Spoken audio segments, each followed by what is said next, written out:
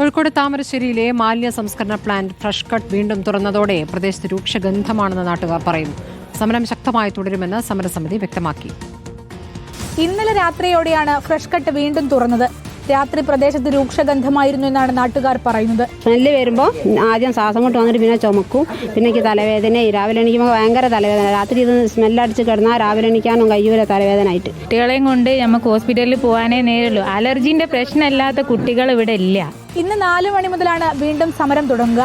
നേരത്തെയുള്ള സമരപ്പന്തൽ പൊളിച്ചുമാറ്റി ഹൈക്കോടതി നിശ്ചയിച്ച ദൂരപരിധിയിൽ സമാധാനപരമായ സമരമായിരിക്കുമെന്നാണ് സമരസമിതി അംഗങ്ങൾ പറയുന്നത്. അത് അവർ തുറക്കാൻ തീരുമാനിച്ച് ഞങ്ങൾ സമരം തുടരാനും അത് കൂട്ടിക്കാനുള്ള ശ്രമമായിട്ട് മുന്നോട്ട് പോയിക്കൊണ്ടിരിക്കുകയാണ്. നിരോധാജ്ഞ പ്രഖ്യാപിച്ചതിൻ്റെ പേരിൽ 1.5 കിലോമീറ്റർ മാറ്റി ചുടലമുക്കുന്ന എന്ന സ്ഥലത്ത് ഇപ്പോൾ 3 ദിവസമായി ഇപ്പോൾ സമരം തുടരുകയാണ്.